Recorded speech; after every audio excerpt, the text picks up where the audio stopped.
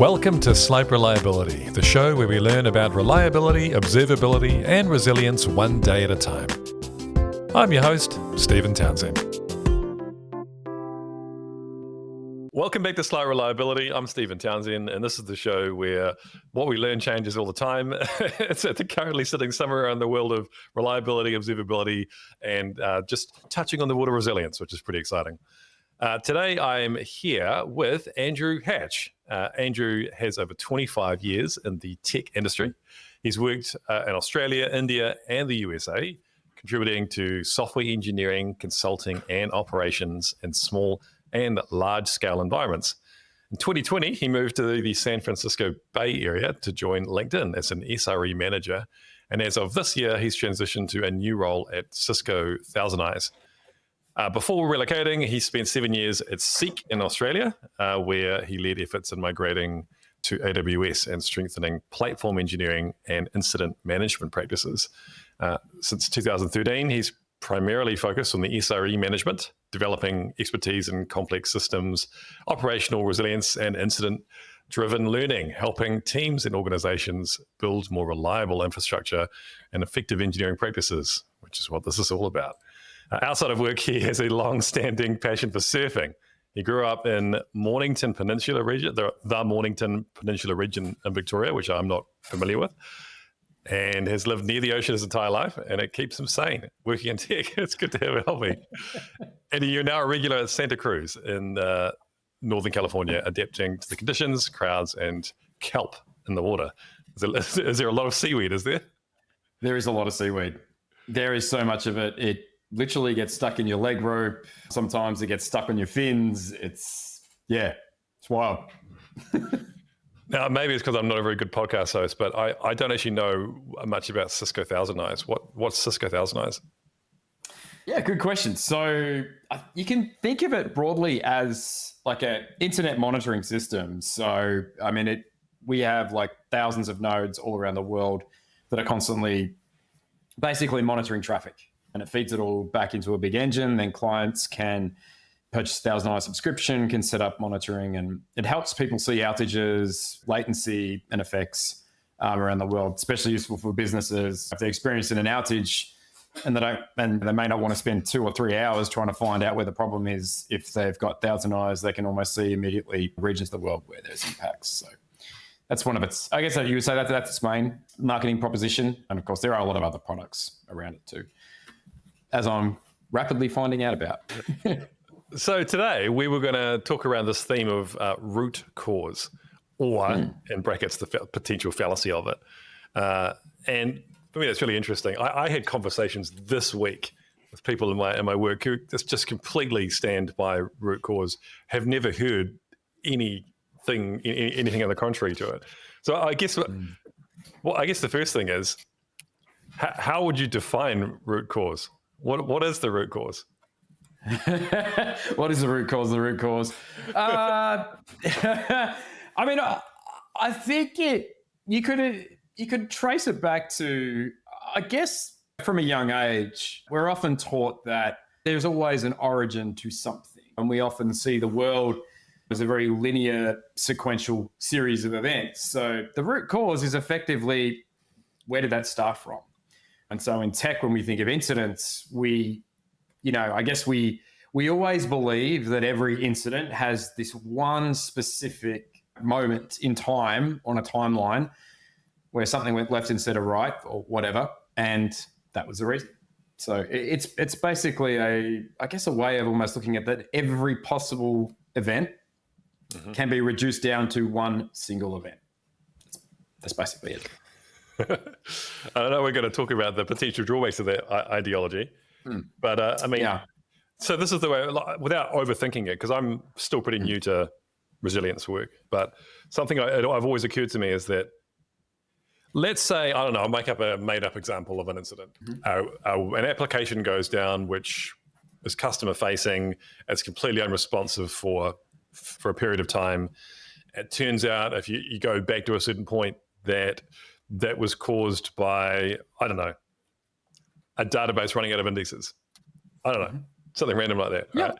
It's good. And you could say that's the root cause, but then you go, well, but why were we not monitoring that? And and when did we choose that database technology? And it just goes back into the end of time. And you can go, well, the root cause was the Big Bang at a certain point. Yeah, and you could go back further than that too. I mean, if we could understand that, right? What caused the Big Bang? So yeah, exactly, right. As actually one of my recent colleagues mentioned, I don't want to go back to quantum mechanics to understand these things, which is like, yeah, that's totally fair. So yeah, I think that thinking of it in that way, in that very linear way, is definitely, you could root cause all the way down to the atomic level if you wanted to. But at some point, you've got to ask yourself, why am I continuing looking for the one event? Maybe it's a combination of events, or maybe there is one main event, but there usually are other ones around that. And in your database example, could be the wrong technology. Could be that, hey, we had a budget to upgrade our databases and our hardware and our compute. But we didn't because the supplier was late or something, and we didn't rack and cable it quick enough. Like, there's a whole bunch of different reasons to that. And so it's often why when you try to understand the root cause of anything, it's trying to say, look at a painting, but just with like looking at a tiny part of it or a section of it. You're not seeing the whole picture. You're seeing very one part. And often that part is indexed on, to use your example, by our biases. It's like, well, these things sort of happened in the past. And so we almost automatically, our brains go, yeah, look at all that data because that's probably where the issue is. And it can blind you from the other parts. So, yeah, interesting. That now you're merging in the world of cognitive bias into the whole thing. That's interesting. It does have an impact. Yeah, it does. I think too with root cause, like there's definitely been issues in the past with advocates, and I'm probably guilty of it too, is decrying it as being wrong. Root cause analysis is not wrong per se. You will probably find one thing that went wrong. I mean, in some cases, maybe it was the only thing, but in a lot of cases, it's not. And as a distributed software systems, as things get more and more complex, finding that one thing becomes less and less accurate or more narrow focused. I think it's what I try and, I guess, teach people is I'm not telling you what you're doing is wrong. I'm just saying you're not getting the whole picture. You're missing things. You can continue to play a root cause whack-a-mole game every time you have an incident, but realistically, an incident's trying to tell you something. It's not trying to tell you find the root cause. It's actually saying, hey, the way in which you think about the system, all these various inputs and things that are happening all the time, especially there's thousands of engineers changing everything all up and down the stack of your systems. It should be telling you more than just the fact that your database index ran out. There's probably a lot more to it. And I think that's where I think you can get away with it. If your systems are very small and they're predictable, sure, you could root cause your way out of most things and you might miss a few things, but ultimately your system stability is really good.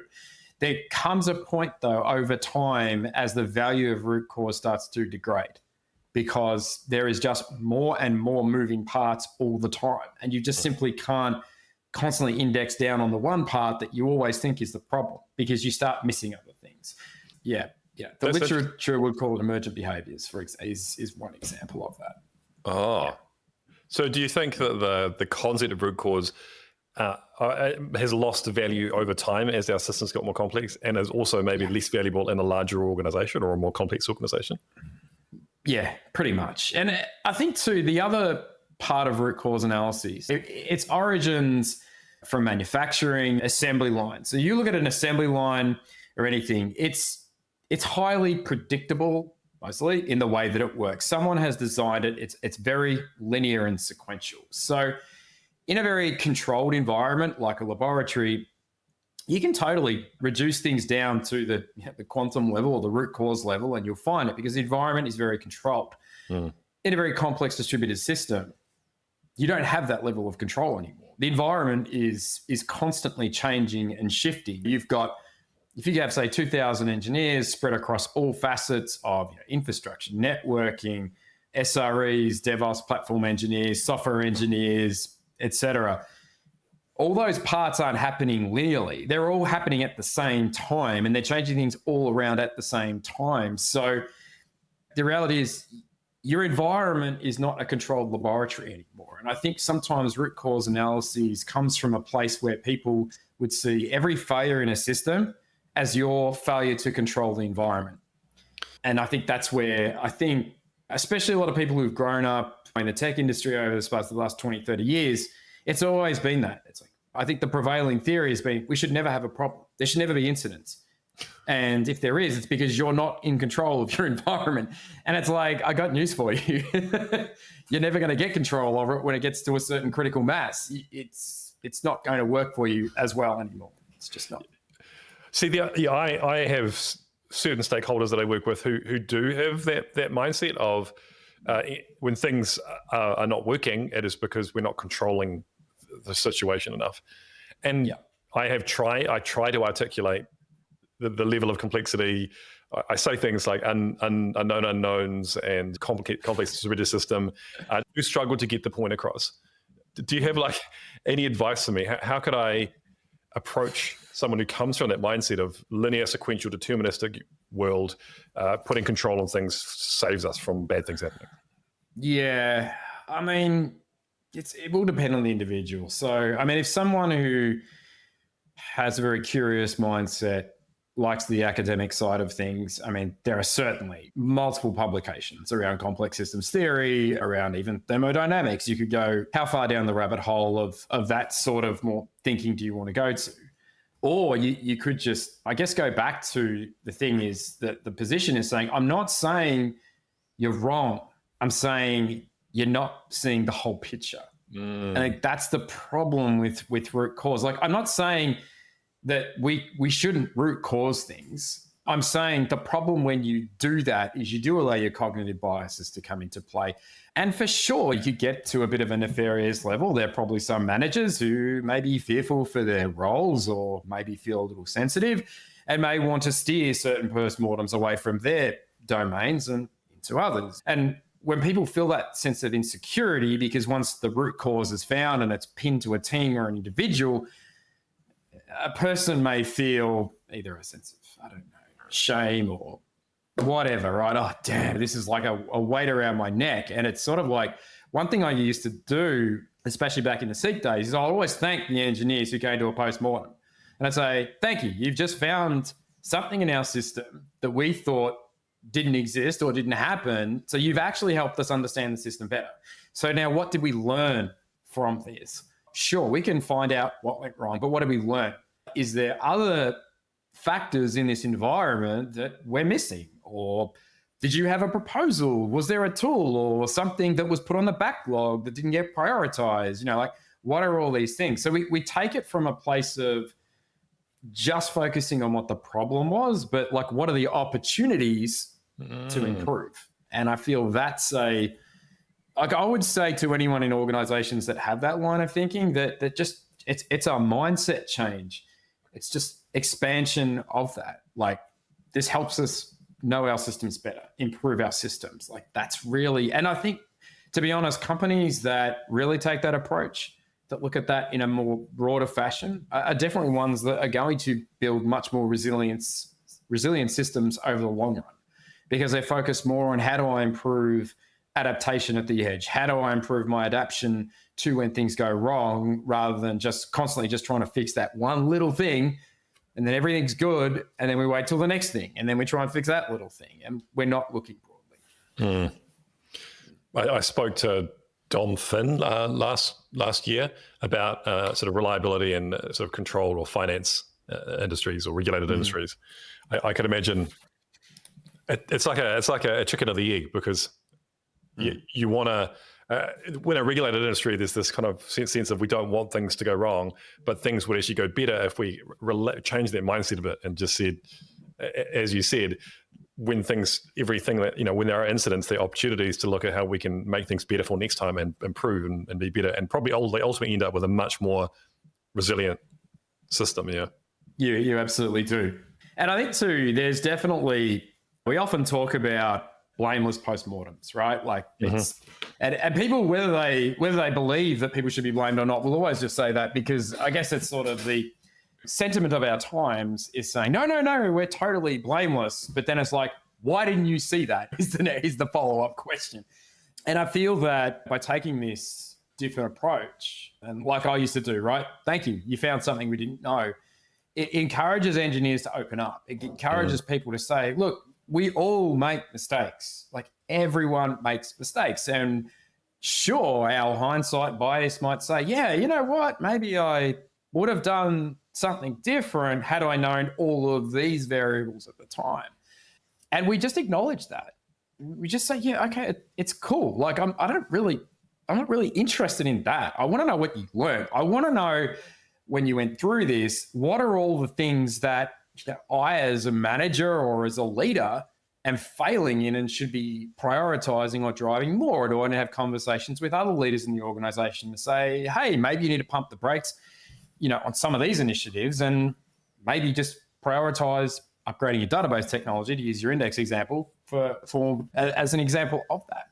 And you don't get that information if you don't learn from incidents. Like so many times, I've seen this in multiple companies, is you do a post-mortem, it goes in a document, and then it just gathers dust in a digital graveyard, right? Yeah. No one, phew. Did we post-mortem it? Yeah. Did we find the root cause? We did. Great. Move on. And then that's it, right? And then everyone just gets back to their lives. And unless you could say that if you would have to have enough of the same kind of incidents with the same root cause, I guess, to have enough collective recall in leaders' minds to go, you know what, maybe that is really a problem with all these database indexes, and maybe we do need to upgrade things. But often that doesn't work that way. So interesting you talk about the blameless. We say the word blameless a lot. I've seen both sides of it. I've seen the side of it where we say it, but there is a lot of blame. But I've also seen it where everyone's too afraid to actually say the things that need to be said and to drill into, get into the detail about what went on because you're too afraid of offending someone else. Or maybe that's a New Zealand culture thing, probably Australian a bit. I don't know if you agree with it or not, but... It can be sometimes, yeah. I mean, there's a general sense, look, I don't really want to upset you. Look, it definitely exists. We, as human beings, when we're working in an organizational hierarchy, and this can come back to culture, and this could be more of the culture of our respective different nations or communities. Sometimes it can literally just be the culture of a company, in where you might look at a lot of, as you're going through an incident, and you might be sitting there as an engineer going, man, I know what really the problem was.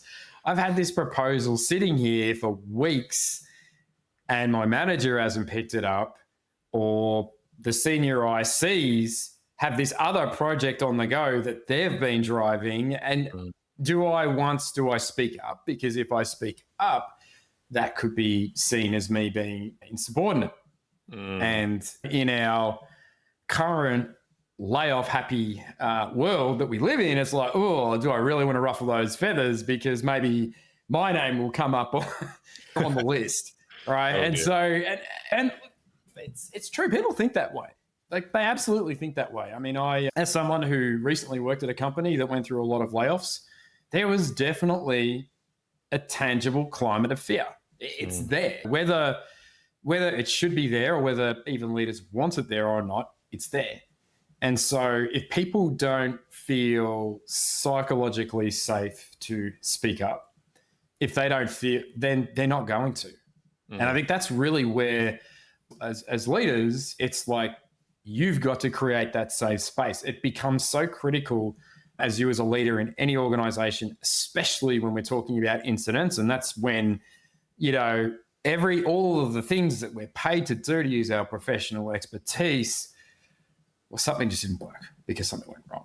And we can take that very personally. And so we do feel that sense of vulnerability, and we can be protective. We can put walls around ourselves. We're like, oh shit, like, don't put the light on me because I'm scared. It's perfectly normal, and it's perfectly very human to feel that way. And so I think as leaders, you need to create that safe space. So whatever means this, my advice to a lot of people is, you as a leader just go, hey, what can I learn? How is what I'm doing not helping you? What could I have done better to help you? And and I think once you start to make those subtle changes, it creates a safer space. And someone will go, oh man, look, I screwed up. You know what? I shouldn't have pushed that change. I was under pressure.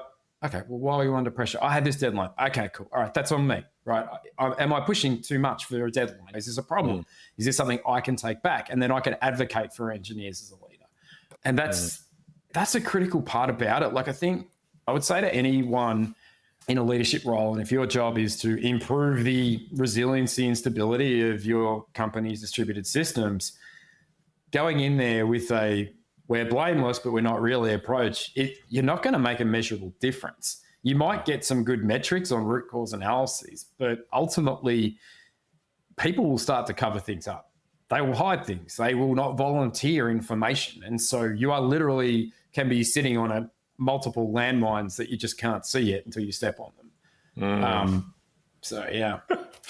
Yeah, it drives some weird behaviors, which are so unhelpful. It does. Yeah, and the reporting might look better than it was last month or the month before, but what's actually happening under the reality is completely different. Yeah. Exactly. Yeah, and I think a lot of that reporting as well can be. I mean, we don't have to get into mean time to resolve or any of that kind of crap, but because that one kills me. That one. I mean, anyway. Yeah. maybe some of the time, but yeah, that reporting. It's like, okay, so who's that reporting for, and who's writing the reports, and what action has been taken from those reports as well. Like there's so much that can go sideways in that information. And some people are like, damn, I don't want to be the team that's constantly featuring in all these reports all the time. Does that reflect badly on me? And it could be, hey, look, the reality is your team's under so much pressure. You've had 2 people potentially to get laid off or quit. You're trying to recruit new people into the team. Congratulations, you may have done that. But then the onboarding time could take 6 to 9 months to be effective. Oh, wow. In very large companies or organizations, it can take months for a person to become productive, to even be able to go on call and be on their own. And that can be even very experienced engineers. So, yeah, there are so many other factors around this. And if you just go, why didn't you do the thing that we thought you should do? You're not really helping the broader system at all. So. Yeah. You've kind of covered this already. We've kind of covered most of it. I had this sort of question, what are the alternatives to root cause analysis? But I like what you say. And if you're in an org and it's entrenched that we do root cause analysis, it's fine to do the analysis provided, as you've already said a couple of times now, as long as you don't focus on the root cause, but of the broader learning that can be made and what can we understand about the situation. I think that's great. Are there any other things around alternative ways of thinking or processes that you can follow or anything around that? I mean, generally, sure. I mean, you can, for example, one thing we often like to do in incidents is do a timeline, but then we often may only want to make it one line. What are all the branches off that timeline that you can do too? And some of them can be explored. Maybe you need to do a follow-up on that. One other thing that tends to go hand in glove with root cause analyses and actually also has manufacturing origins is the infamous 5 whys of investigation. I've had some very senior ICs in companies swear by it and say it's awesome. I've had others say it's terrible. As usual, the answer lies in the middle. It's like root cause. Doing 5 whys isn't wrong. You may find some interesting things, but capping it at 5, you're missing things. Or only finding a specific set of 5 is a problem. I gave a talk once where if you look at an entire tree, depending on the left or right decision you make on the 5 whys, you're at one end side of the tree, but there's an entire of branches and leaves that you've totally missed. And I think it's another one. It's and again, you could say, well, we don't want to go down to quantum mechanics, but one thing I took recently was say, look, call it 5 whys if you have to, because everyone sort of knows it. But then in your example, say, or just put a caveat. Doesn't have to be 5. Could be 7, could be 10, could be 20, right? Depending on what we need to do. How much information do we get out of this before we get to a point where we're oh, realistically, maybe that's going too far or that's too deep. Do we have enough critical mass around this issue that we can then fix as a collective? So again, it comes down to improving your incident analysis processes and following that. But it does start, as always, with don't come in and say everything you're doing is wrong. Because I guarantee you, it'll only take for one root cause or 5 whys to find some critical problem, and no one in your org will forget it. Remember that time we did that and it worked. So we just keep doing that. And it's like, yeah, we're not saying that's a wrong way to do it. We're saying, though, is that there are just broaden your horizon a little bit. And if you're concerned about the time it takes, time box it. I guarantee you could do a 5 whys pretty darn quick in 10, 15 minutes. Is that long enough for an incident in a complex system? Probably not. Why don't we time box some of these things to half an hour, 45 minutes? Have a scribe, have a facilitator as part of the post-mortem. I used to do this a lot throughout my career, is I would facilitate post-mortems. And I would go into it with only I would say a relative understanding of what went wrong. But then it was enough then to not have anyone with skin in the game, so to speak, driving the post-mortem. It's like, have someone independent who can look more objectively at the way things are being answered and go, oh, yeah, but I understand you're talking about this, but there's also this part to it as well. Yeah. Tell me about that.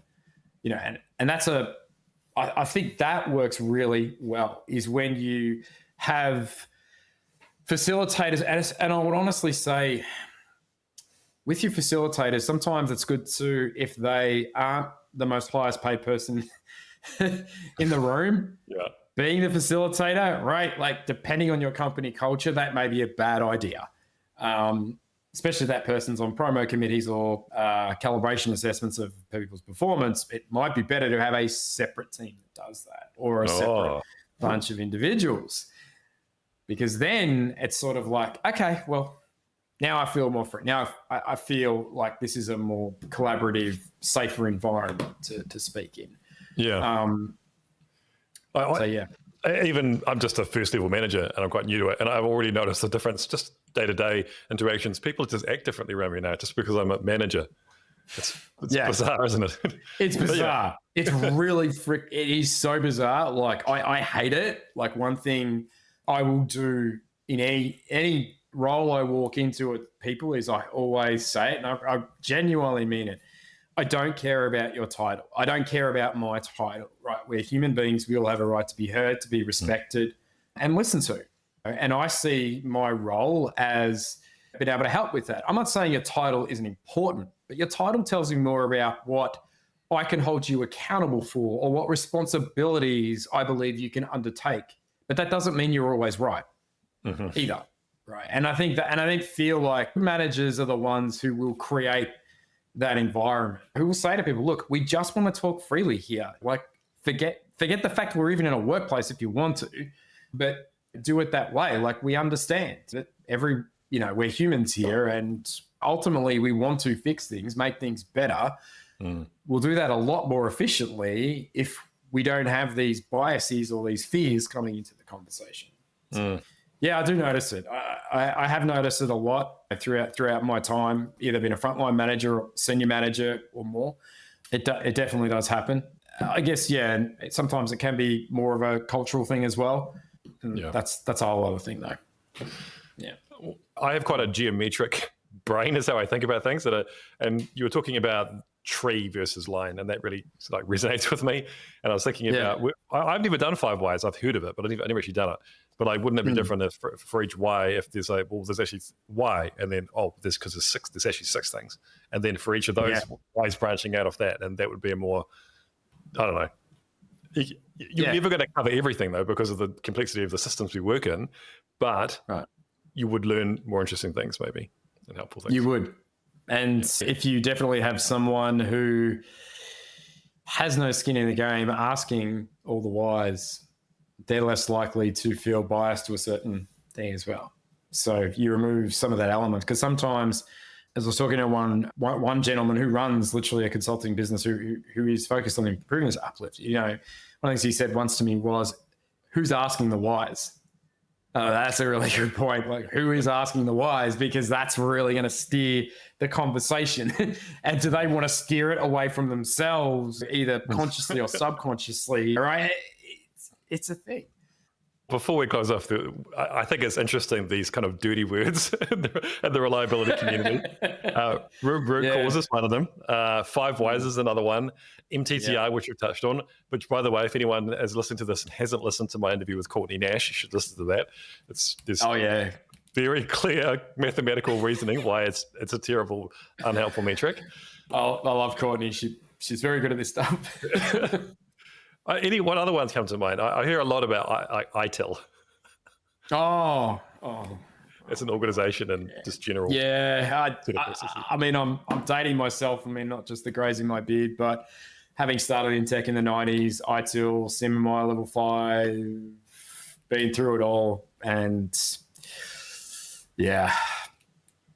It's painful, man. I don't know what to say. Really, like, sure, it makes a regulator happy, and it may make it audits and compliance folks really, really happy, and maybe just getting that little badge on your company might qualify you for bigger contracts from one of your clients. But man, I don't see it improving things, and a lot of it because these processes, you can date them back to Taylorism, you can date them back to Newtonian views of the universe, etc. Like, it all stems from that same thing. It's like, control the environment, make sure, that every single little problem, you get to the root of it and fix it. And if you do that, everything will be okay. It comes from this mindset that everything should be running perfectly 100% of the time. And nothing does that. Like, nothing. In a distributed system, everything is running in a degraded state all the time. It's just how it is. Yeah. We're not going to, obviously, we don't have a lot of time to go into detail of it, but if anyone's interested, there's the This Is Fine podcast, and I think they did an episode with John Allspar on ITIL, and that was... They did. It was great. Yeah, really good. Yeah, Collett and Clint, that's a great podcast. This Is Fine. I always listen to that one. So thanks so much, Angie, for coming in and chatting about root cause and all kinds of other interesting things around reliability. Hope you have a wonderful rest of your day, and maybe we'll catch up in 6 months or a year and have another catch up on another topic. Look forward to it, Stephen. Thank you.